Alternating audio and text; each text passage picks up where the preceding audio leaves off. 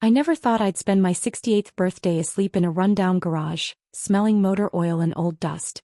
But there I was, fumbling with an unfamiliar key in the dark. If you're listening to this, please like the video, subscribe, and drop a comment about where you're tuning in from. Tears blurring my eyes as my son's words kept ringing in my head. You're just a useless old woman, Mom. What would you even do with a real inheritance? Dad knew that. My hand shook as I finally got the key into the rusted lock, and the old door groaned as I pushed it open, my flashlight beam slicing through years of darkness. Then I froze, my breath caught, when the light hit what was inside. This couldn't be what Richard had meant when he left me. Just a garage in his will? Back up a little. You should know how I ended up homeless on my birthday, clutching a suitcase with the last scraps of my 42-year marriage. The day had started in an attorney's office, Michael in a tailored suit, me in the black dress I'd worn to Richard's funeral 3 weeks earlier.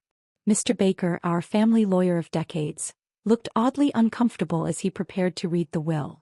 Before I begin, he said, adjusting his glasses, everything here is legally binding, exactly as Mr. Walker instructed.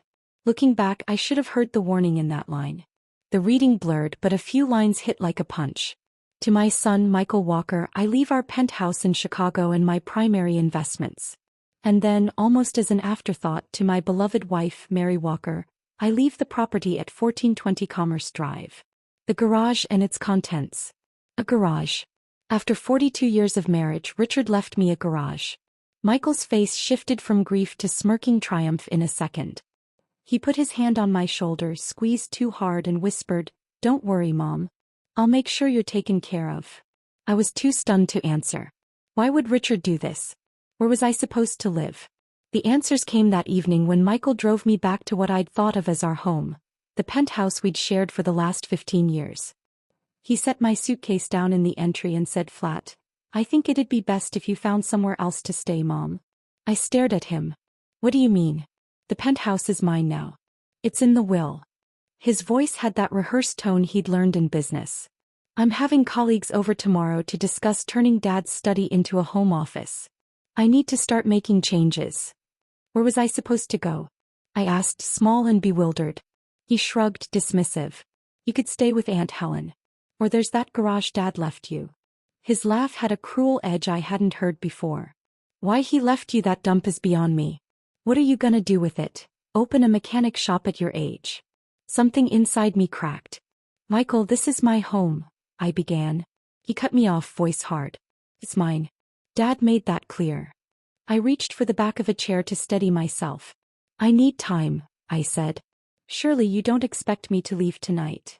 Then he said it again, and those words chased me through the city as I drove aimlessly until I found myself on an unfamiliar industrial street, staring at a dilapidated garage with a padlock. "You're just a useless old woman, Mom. What would you even do with a real inheritance?" Dad knew that. I couldn't respond.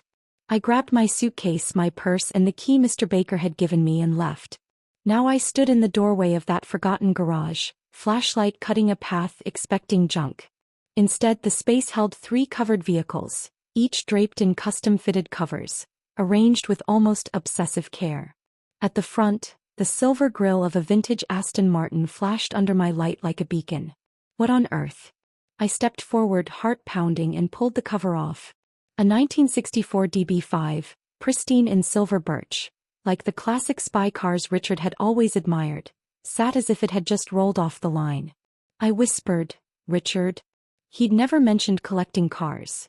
In 42 years, there'd been no hint of this secret life. My hands shook as I moved to the next car and revealed a 1956 Mercedes-Benz 300 SL Gullwing, deep blue and immaculate, chrome catching the light like tiny stars. The third cover hid a Ferrari, a 1967 275 GTB4, its red reminding me of the wine Richard used to order on our anniversaries. Each car had a leather portfolio beside it. Documents, provenance papers, maintenance records, purchase agreements. I wasn't an expert, but I knew these were museum-quality treasures, worth more than I could guess. There had to be an explanation, I murmured. Then I noticed an envelope taped to the wall near a light switch. It had my name in Richard's unmistakable handwriting. My fingers wouldn't stop shaking as I pulled it down and flipped the switch. LED lights flooded the garage. This wasn't some abandoned structure. The space was climate-controlled with custom flooring, security features and specialized storage. It was an automotive sanctuary. I sat on a leather bench and broke the seal. Inside were pages on Richard's stationery. "My dearest Mary," the note began. "If you're reading this, I'm gone and you've found what I'm leaving you. I'm sorry for the shock. The secrecy wasn't to hurt you, but to protect what I was building for your future. 6 years ago I got my diagnosis. Doctors gave me 5 years at best. I beat that by 1 year, but I knew our time was limited and I needed to make sure you'd be cared for after I was gone. I know you're wondering about the will, why I left the home to Michael and this garage to you. Believe me, I lost more sleep over that than over my illness. Over the past decade I've watched our son change, ambitious turned cold, calculating. I feared what would happen to you if I left everything jointly or split it." Pause. I blinked back tears. Richard's illness, progressive heart failure, had rocked us, but he'd always downplayed it. I had no idea he'd been planning like this quietly all along. I read on, Robert's words cutting deep. He'd seen how Michael dismissed me even when I thought I was hiding it. I always told myself he was stressed, busy, but Robert had known better. That's why he split the inheritance. Michael got the flashy assets, the penthouse, the investments, the symbols of wealth. But here, Robert wrote, was the true fortune. These 3 cars alone were worth about $12 million. The papers would prove it, and I'd find contact information for David Whitmore, his trusted dealer. 12 million. I looked at the cars again, their polished bodies glowing under the lights. But that wasn't all. In the safe, hidden behind our anniversary photo from Venice, I'd find deeds, accounts, investments, all in my name. My hands shook as I opened the safe with our anniversary date and found the portfolio inside. Apartments in Seattle, commercial buildings in Chicago, a vineyard in California, bonds, stocks, wealth so vast I couldn't process it. Robert's letter continued, apologizing for the secrecy. At first he said this was just a project to handle his fear after the diagnosis. But as it grew, he knew he couldn't reveal it too soon. He wanted to test Michael. If our son cared for me, perhaps I'd share. But if not, this would be my shield, my freedom. Sobbing, I realized Robert had anticipated everything. Michael's cruelty, his greed, even this moment. That night, I slept on a leather sofa in a small office connected to the garage. By morning, I saw just how carefully Robert had prepared. There was a shower, stocked fridge, even new clothes in my size. The shabby exterior hid a state-of-the-art facility with climate control, security, and custom lighting. My practical husband had thought of everything. After a simple breakfast, I called the number Robert had left. David Whitmore answered right away, his voice warm but professional. He'd been expecting my call, he said, offering condolences. 2 hours later, he arrived. A silver-haired man in his 60s, polite, refined, carrying a slim portfolio. Over coffee, he explained how Robert had spent 6 years building this collection, methodically researching every purchase. "Why cars?" I asked, still stunned. David smiled. Robert once told him cars were beautiful, tangible assets. Part art, part engineering, part history. Unlike numbers on a statement, they brought joy simply by existing. My throat tightened. It was so like Robert, thoughtful and practical all at once. The collection, David said, was worth $12 million and climbing. I could sell, keep, or even drive them. Robert had prepaid storage and maintenance for 5 years, so there was no rush. After David left, I sat in the garage, overwhelmed. Less than a day ago, I thought I was homeless, discarded by my son, abandoned by my husband's will. Now I understood, I wasn't ruined. I was free, and wealthier than I had ever imagined. One document stopped me cold. A deed to a cottage in Carmel, that little coastal town Richard and I had visited and loved. He'd bought it 4 years ago, fully furnished, waiting for me. For the first time, I realized I had a real home, not just a garage filled with hidden treasures. That evening, Michael called. His voice was sharp, impatient. "Mom, where are you? Aunt Helen said you haven't contacted her." Kept my tone even. "I found somewhere to stay." He didn't ask where, just told me to come get the rest of my things before 9 the next morning. No apology. No concern. Just orders. After hanging up, I called David Whitmore and asked for an attorney referral. By nightfall, I had appointments lined up with both a lawyer and a financial advisor. Lying on the sofa in the garage office, I felt calm for the first time since Richard's funeral. His will wasn't rejection, it was protection. He'd known our son better than I had. The next morning I arrived at the Penthouse at 8:45, dressed carefully in one of the new outfits Richard had left for me. Michael barely looked up when he opened the door. The place already felt stripped. Photos gone, furniture shifted, memories erased. He gestured toward boxes stacked in the bedroom. "Your stuff's here. Designers come at 9:30. I sorted through Robert's belongings, his pens, his books, even the sweater I gave him last Christmas. Michael dismissed it all as old man stuff. I took what mattered, ignoring his impatience. When I finished, I asked for a moment alone to say goodbye. He shrugged and left. I walked through each room slowly, touching the walls, remembering. In the closet, I found Robert's leather messenger bag pushed into a corner. Inside was a sealed envelope addressed to me. A backup copy of everything from the garage safe. My careful, secretive husband. Later that day, I drove straight to the law office of Patricia Winters, the attorney David recommended. She greeted me warmly, her sharp eyes already scanning the documents I'd sent ahead. "Your husband created an extraordinary estate plan," she said. I sat down, still trying to absorb it all, realizing this was the beginning of a very different life. Patricia leaned forward, scanning Robert's papers. "From what I can see, everything's flawless. The trusts are solid, transfers clean. He worked with excellent counsel. But tell me, what do you want now?"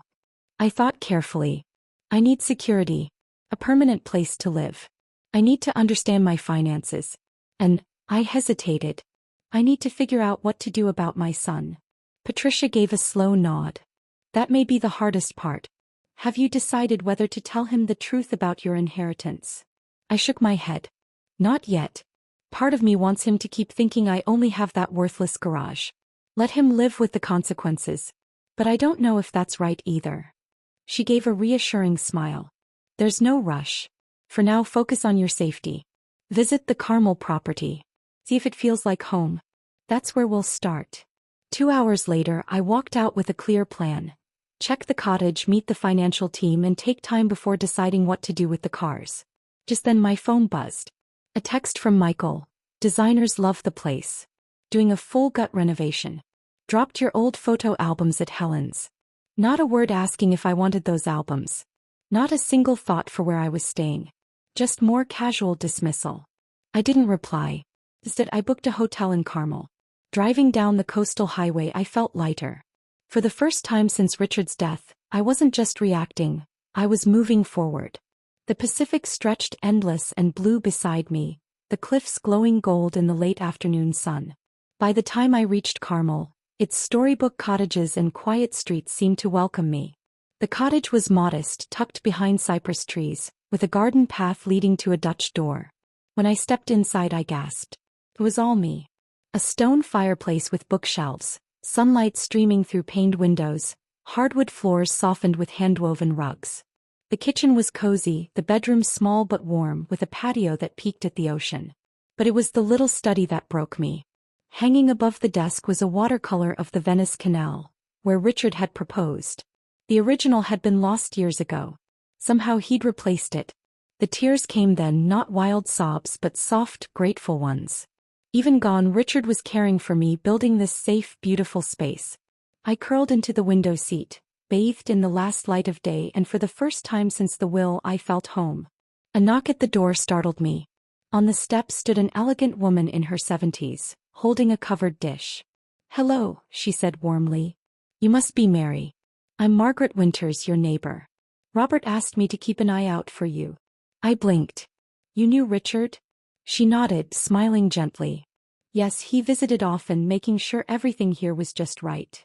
Margaret smiled kindly as she handed me the casserole. "I'm one of the few people who knew about Robert's project. He made me promise not to reach out until you arrived. I thought you might not want to cook on your first night." I thanked her, touched by this extension of Richard's care, and invited her in. Over tea, she told me how he'd brought photos from our city home, trying to capture my style while making a cottage that felt right for Carmel. I admitted I'd had no idea. She nodded. "He said it was for your protection. And that when you came you might need a friend." Her voice softened. "I lost my husband 8 years ago. It's different, if not easier. Good neighbors help." By the time Margaret left, I realized Richard hadn't just planned for my financial security. He'd thought about my emotional well-being too. That night, I slept peacefully in the cottage's bedroom, soothed by the waves and the steady tick of a grandfather clock, my first real rest since his death. The next morning I explored further. In the study desk I found a folder with local doctors' service providers, even a library card already in my name. Tucked inside was a note written just 3 months before Richard passed. My dearest Mary, if you're reading this, you've found your way to Carmel. This home is yours. Keep it, use it, or sell it. My only hope is that it brings you peace. I love you always, Richard. I pressed the letter to my chest, grieving yet deeply loved. For the next 3 days I settled into a rhythm. Morning beach walks, afternoons exploring shops, evenings returning to a house that increasingly felt like mine. On the 4th day, as I drank coffee in the garden, my phone rang. Michael. I hesitated, then answered. His voice was sharp. Mom, where are you? Helen says you're not with her. Ruth hasn't seen you either. Kept my tone even. I found a place to stay. I need some time. He bristled. You can't just disappear. I found notes in Dad's papers. Meetings with advisors I don't know. Hints about future assets. Do you know anything about that? My pulse quickened, but I stayed calm. Your father handled most of our finances. If there were other assets, I'm sure Mr. Baker would have told us. Michael sounded unconvinced. When are you coming back to the city? We should talk in person. I answered honestly, I'm not sure. I need this space. His frustration came through the line. This isn't like you. First Dad leaves you almost nothing, then you vanish. People will talk. I almost laughed. Let them. I'm done caring about appearances. After we hung up, I sat quietly in the garden. Michael was searching, already suspicious. How long before he learned the truth? And if he did, what then? Richard's letter had posed the question. Could our son prove himself worthy of sharing this wealth? So far he'd only confirmed Richard's doubts. 2 weeks later I had built a steady routine. Morning walks, afternoons meeting financial advisors, evenings back at the cottage. The income properties Richard left generated steady revenue, while his portfolios were designed for long-term stability. One afternoon in Howard Lane's Monterey office, I reviewed quarterly reports. Your husband was unusually thorough, Howard told me. He didn't just focus on building wealth. He built systems so you wouldn't be burdened. I smiled faintly. He knew I didn't have his head for numbers. Howard leaned forward. He said you had excellent judgment about people. He trusted that. His words warmed me unexpectedly. Proof Richard had always believed in me. Howard's tone shifted. We've received inquiries from a Michael Walker. He says he's reviewing his late father's financial affairs. My grip tightened on the teacup. And what did you tell him? Howard shook his head. I told him confidentiality prevents us from sharing anything. Without authorization, I can't disclose accounts. Relief washed over me. Thank you. Michael already received what the will specified. Howard leaned back, his expression serious. We'll continue protecting your husband's wishes, but you should know, your son's been persistent. He's contacted several firms. I thanked him, though the news didn't surprise me. Michael had always been relentless when he wanted something, a trait that helped in business but soured into entitlement at home. Driving back to Carmel, I couldn't shake the questions. How long until he uncovered the garage or the cottage, or the true scope of Richard's estate? And when he did, what would I do? My heart dropped when I saw a sleek SUV with a personalized plate outside the cottage. Michael was waiting. Arms crossed, expression sharp. Found you, he said. Nice place, Mom. When were you planning to mention it? I kept my voice steady. Hello, Michael. This is unexpected. He smirked. Care to explain how you're suddenly the owner of a house in one of California's priciest towns?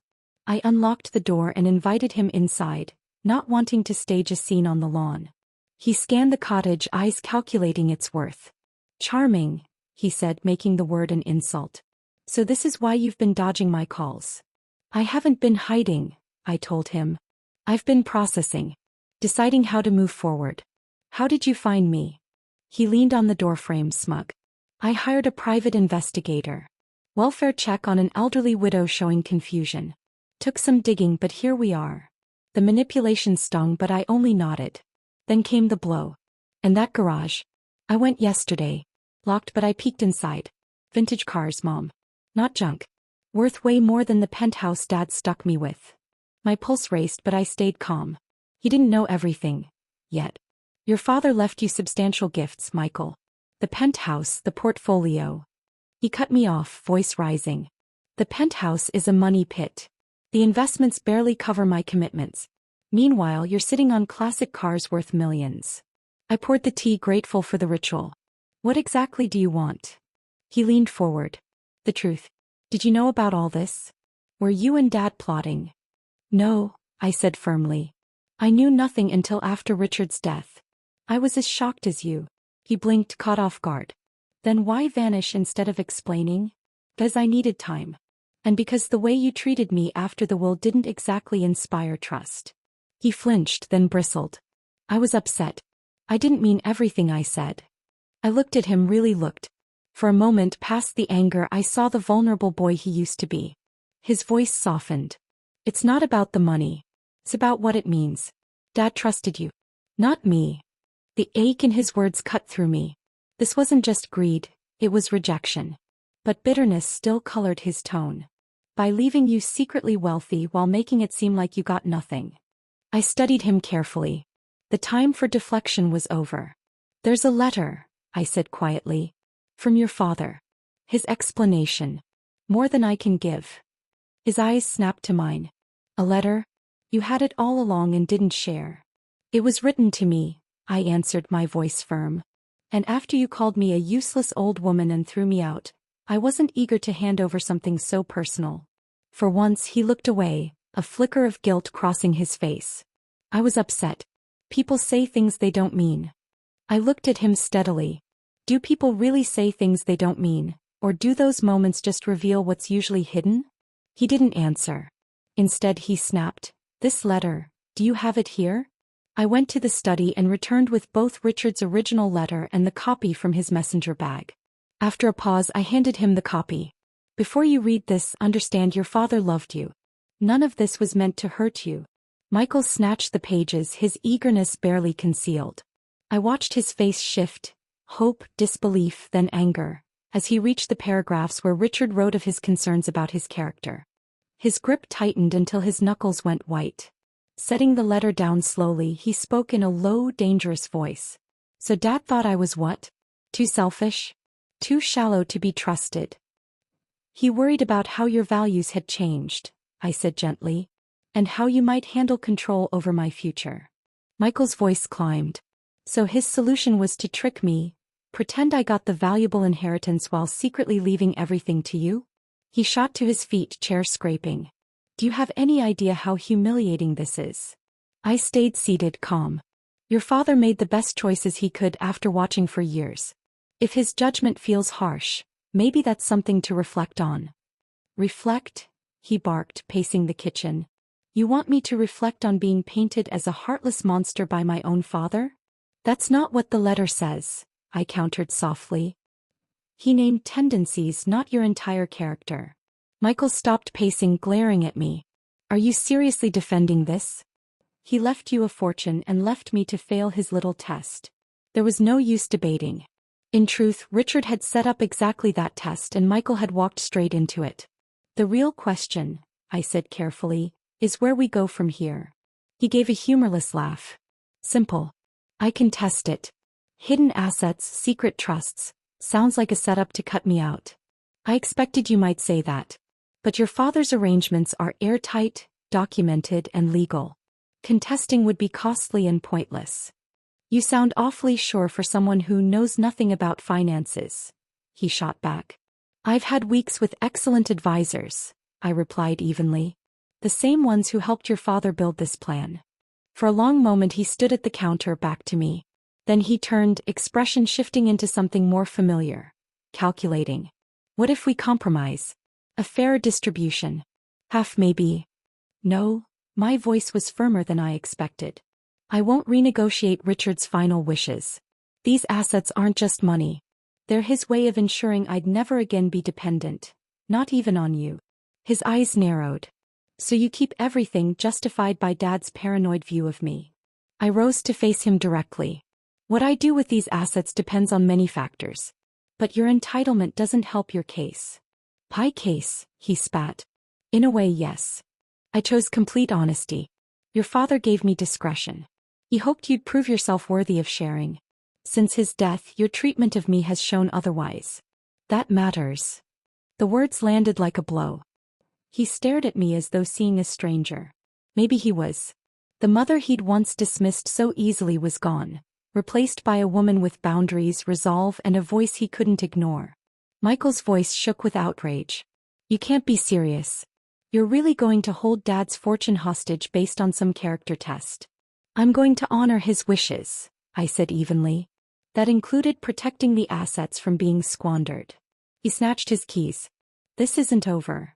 Before you rush to attorneys, I called after him, consider, what if your father was right? What if what he left you was exactly what you needed to see yourself more clearly? He didn't turn, just snapped, save the wisdom, Mom, and slammed the door. I sank into my chair, exhausted. The fight had gone just as I'd feared. Michael focused only on what he thought was his, blind to his cruelty, yet underneath I'd glimpsed something raw. A son hurt by feeling judged and found unworthy. Margaret's text came just then. Saw your son leave in a hurry. Everything okay? I'm making lasagna. Tears pricked my eyes. Company would be wonderful, I typed back. As the sun dipped toward the Pacific, I thought about Richard's words. He had trusted me to carry not only wealth but responsibility. What I chose to share, or not share, would shape Michael's future. 3 months passed. Autumn softened Carmel with cool mornings and quiet streets. I had settled into a life that felt both new and natural. With Patricia Winters's guidance, I managed the properties and investments smoothly. The cars stayed in their climate-controlled garage, polished and secure, though I'd once taken the Aston Martin for a short drive, heart racing with exhilaration, imagining Richard beside me. Michael and I kept contact minimal, short emails, nothing personal. His legal threats fizzled when lawyers confirmed Richard's estate was airtight. His last note 2 weeks ago had been a curt request for family photos. One morning, while pruning roses, a black sedan pulled up. A tall woman stepped out, efficient and brisk, card in hand. Mrs. Walker? I'm Diane Reeves, your son's assistant. May I speak with you? Inside, she refused tea, perching on the sofa. I'm here because Michael is in trouble. Renovation costs at the Penthouse doubled due to structural issues. At the same time, a major investment collapsed. He's facing foreclosure. Kept my face calm. I see. And how does this concern me? She met my eyes. To be blunt, he needs financial help. He knows you have resources that could keep him from bankruptcy. There was the request I'd expected. No apology. No warmth. Just money. Has he considered selling the penthouse? I asked. Even half finished, it would sell at a loss, she admitted. And there are complications with contractors. Translation. Michael had burned bridges. Tell him I'll think about it, I said firmly. Diane looked startled. Mrs. Walker, this is urgent. Foreclosure could start in weeks. I understand, I replied. And I will consider my response. That's all I can offer today. After she left, I sat in the garden, Richard's letter echoing in my head. He had seen this coming, even prepared for it. The next morning, instead of calling Michael, I drove to the city. The doorman, remembering me, waved me up. What I found broke my heart.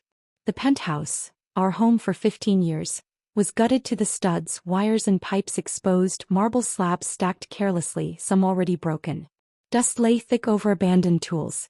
The place was no longer a home, just a construction site filled with echoes of what once was. Frustration burned in me as I stepped through the gutted penthouse. Wasted money, wasted potential. And underneath that, a sharp gratitude for Richard's foresight in protecting me from ever relying on Michael's financial judgment. Water damage crept from the master bath across the floors when I heard the front door open. Mom, Michael's voice echoed. He appeared in the doorway, thinner, clothes rumpled, face lined from sleepless nights. He looked more like his father than ever. I wanted to see for myself, I said, motioning at the wreckage. He raked a hand through his hair, the same nervous habit he'd had since childhood. I assumed Diane spoke with you yesterday. She did, I replied. She explained enough that I needed to understand the full picture. He gave a short, humorless laugh. Things rarely go as planned, in construction or life. What happened with the investment? I asked gently. My tone broke through his defenses. He slumped onto an overturned bucket. I overextended. It looked guaranteed, luxury condos, sales already lined up. I borrowed against the penthouse's value too. Then contamination was discovered. Cleanup costs killed the project. Investors fled. The destruction around us spoke louder than his words. Ruined walls, ruined plans. Why didn't you reach out sooner? His jaw tightened. After our last conversation? After learning Dad's opinion of me? Pride, I guess. I nodded. Pride had driven Richard too. He drew a long breath. So, have you decided about helping me? I met his eyes. I'm willing, Michael. But not unconditionally, and not by writing a blank check. Relief flickered, tempered by dread. What conditions? Not here, I said, moving toward the door. Come to Carmel tomorrow. We'll talk properly about this crisis and the patterns that caused it. He hesitated, clearly wanting to argue but need outweighed pride. Fine. Tomorrow. Driving back to Carmel, I felt the contrast keenly. His ruined penthouse, my peaceful cottage. He had inherited prestige and appearances.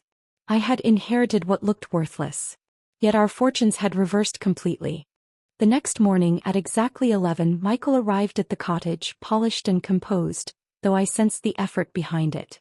I had prepared carefully, setting the patio table with iced tea, light lunch, and documents I'd chosen with intention. You have a nice view, he said stiffly. Your father chose well, I replied. He knew how much I loved the coast. Michael's expression tightened at Richard's name, but he sat.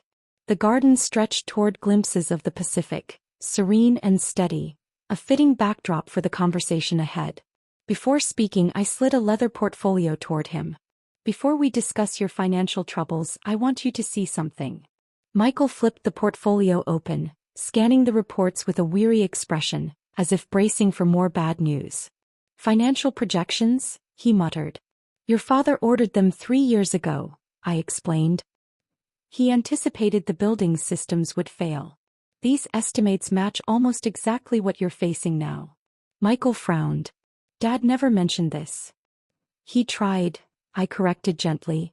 You brushed him off as being overly cautious. He even showed you these during your last Christmas visit before his diagnosis. Recognition flickered. The boring assessment he kept bringing up at dinner. The same, I said softly. He wasn't nagging. He was preparing you. Michael shoved the folder aside, jaw tight. If you brought me here to gloat. I didn't, I cut in. I'm giving context for my decision. Richard saw this coming, not just with the building but with the way you make choices. Michael's eyes narrowed. What pattern? Appearance over substance. Chasing big wins instead of steady growth. Dismissing caution as pessimism. I held his gaze. The same traits that made you throw me out of my home without a second thought. Shame flickered across his face. I shouldn't have done that. No, I agreed quietly. For a long moment, we just sat in the sound of distant waves and seabirds. He fidgeted, unaccustomed to my directness. So what are these conditions? First, full transparency. I need to see everything. Debts, accounts, contracts. No surprises. He nodded stiffly. Fine. What else? Professional management. Any help I give will go through independent trustees with fiduciary duty. This isn't punishment, it's protection. His mouth twisted. So, an allowance. Like a child. Like someone who made serious mistakes and needs guardrails. I corrected. And no, I won't be the one in control. He shifted, struggling between resentment and the reality of needing me. And the penthouse. It's still mine. The practical solution is to sell it, I said evenly. Even now it would cover much of your debt. You could start fresh in something manageable. His head snapped up, eyes wide. Sell it? That's our family home. Yours and Dad's. It's a building, Michael, I interrupted. You were ready to gut it months ago. The memories live in us, not in walls. He stood pacing. Selling means failure. Everyone would know. I shook my head. They already know. Construction's been stalled for months. Contractors filed liens. Word spreads. His shoulders sagged. I've ruined everything, haven't I? For the first time in months, I saw him as my son again. Not posturing, just a man overwhelmed by the wreckage of his own choices. Not everything, I said gently. But yes, you've made a mess. Fixing it will take change. He dropped back into the chair, drained. So what are you offering? A structured path forward, I said. I'll create a trust to cover urgent debts and stop foreclosure. We'll bring in professionals to finish or sell the penthouse based on sound judgment. And in return, his eyes narrowed. In return, you accept oversight. And you work with a counselor. The money matters can be fixed. But the patterns behind them, that's on you. I hesitated, then spoke firmly. And you make amends for how you treated me after your father's death. Michael's eyes snapped to mine. Amends? What does that even mean? It means acknowledging the harm done, I said steadily. It means realizing that relationships carry consequences just like financial choices. I'm not offering help as a cold transaction. I'm offering it as a mother who still believes her son can be better than his recent behavior suggests. Something in my words cracked his defenses. He looked away, blinking fast. I didn't mean what I said that day, he muttered. About you being useless. I was angry. Maybe, I admitted. But those words didn't come out of nowhere. They revealed an attitude, toward me, toward older women, that you've carried for some time. He didn't deny it. That, in itself, felt like progress. I need time, he finally said. This is a lot to take in. Take it, I replied. But remember, your creditors won't wait for you to reflect. Some choices close quickly. An hour later he left without agreement, but also without rejection. Something had shifted just slightly, in our dynamic. For the first time in years, honesty had replaced excuses. That evening, twilight soft over Carmel, I wondered what Richard would think. Had I been too hard? Too soft? There was no answer. But I felt a quiet certainty that I'd struck my own balance. Not enabling, not transactional. For once, I had spoken my truth without cushioning it. Whatever happened next would rest on that foundation. And I believed Richard would see that as the true gift of his unusual inheritance. Not just the wealth, but the chance for both Michael and me to see ourselves clearly. Spring arrived in Carmel, the garden blooming against the endless Pacific. 9 months since Richard's death. 6 since I discovered the garage. 4 since Michael's crisis forced our reckoning. Those 4 months changed everything. 3 days after our tense patio talk, Michael called. His voice was stripped of pretense. I'll do it. All of it. Whatever it takes. The path since then had been far from easy. Accountants and attorneys unraveled debts deeper than he first admitted. Restructuring his finances was grueling, sometimes humiliating for him. But it was happening. Step by step he was facing the mess, not hiding from it. The penthouse demanded hard choices. In the end, we finished only what was necessary to make it marketable, then sold it to cover the heaviest debts. The financial cleanup was draining, but the harder work was Michael's. Weekly sessions with a therapist who specialized in family dynamics and financial psychology. What started as skepticism slowly became genuine insight. Our relationship shifted too. Neither of us handled it perfectly, but there was more honesty now and a tentative sense of rebuilding. One afternoon, as I trimmed the roses by the garden gate, I saw a familiar car pull into the drive. Michael stepped out with a small package, looking different than the man I'd known before. Less polished, less desperate, more grounded. The short beard softened his features, making him look so much like Richard when we were young that my breath caught. The garden looks amazing, he said, kissing my cheek with a warmth that hadn't always been there. You've really transformed this place. Just continuing what your father started, I smiled, setting my gloves aside. Coffee on the patio. We settled into the rhythm of our monthly visits. The ease between us had replaced the sharp tension of those early months. He still bristled sometimes at the trust's limits, still slipped into old habits, but change was undeniable. The penthouse closes next week, he told me, stirring his coffee. The walkthrough went well. We'll clear about 40% more than those early fire sale estimates, thanks to the targeted renovations. That's excellent news, I said. It gives the trust room for your next steps. He placed his cup down with care. That's actually what I wanted to talk about. I've been offered a job with a community development group, affordable housing projects. My eyebrows rose. 4 years Michael had lived and breathed luxury real estate, dismissing affordable housing as unprofitable. It's a big pay cut, he admitted. But the trust covers basic living costs. And, he hesitated, searching. It feels meaningful. Using what I know for something beyond profit. That's quite a shift, I said carefully. What changed? He looked toward the ocean. Remember the condo project that failed? The site ended up with a non-profit developer. They're building mixed-income housing there now. Thoughtful, sustainable. I've been consulting with them for months. He shrugged, both self-conscious and proud. And I'm good at it. The technical side of development without the obsession over squeezing every last dollar. As I watched his face light up while he described the work, I realized I was seeing something I hadn't in years. My son's genuine passion, unfiltered by ego. It sounds like you found something that engages more than just business, I said softly. Your dad might have found it ironic. After years in luxury real estate, you turning to affordable housing. Michael gave a crooked smile. Ironic maybe, but I think he'd be pleased. He would, I corrected gently. Your father always admired competence directed toward something worthwhile. Michael nodded, then lifted the package he'd carried in. Speaking of Dad, clearing the penthouse, I found some things I thought you should have. Inside the wrapping was a wooden box I knew instantly, Richard's cufflinks and tie pins. Michael had claimed them months ago in that rushed, painful clearing of his father's things. I kept these thinking they gave me some connection to him, he admitted, watching me open the box. But I realized recently they're just objects. The real connection isn't in possessions. Beneath the cufflinks was a small velvet pouch. Inside lay my original wedding band, the one I thought lost during the chaos.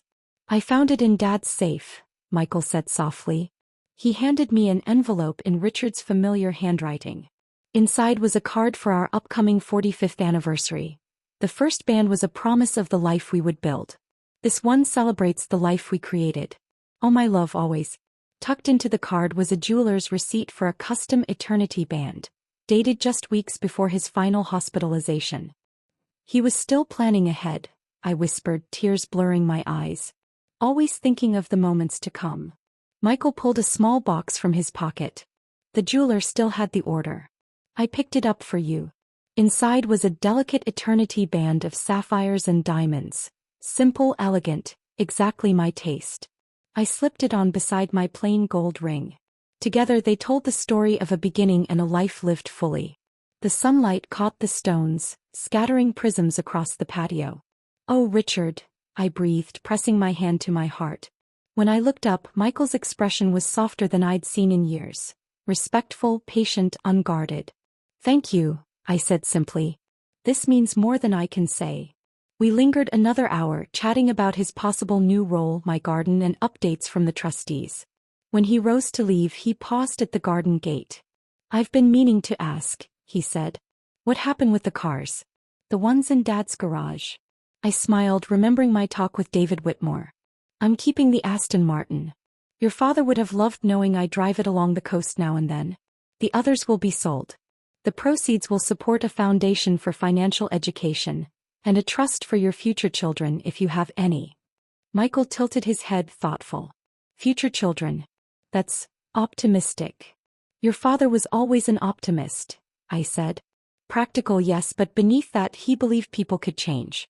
That they could become better versions of themselves, when given the chance. As I watched Michael drive away, I reflected on the extraordinary journey of the past year.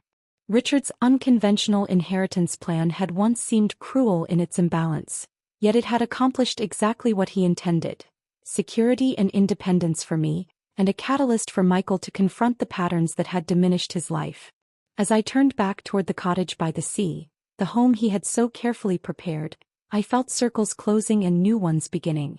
Whatever the future held, I would face it with the security of Richard's foresight behind me, the lessons of this year within me, and the quiet certainty of my own worth guiding me forward.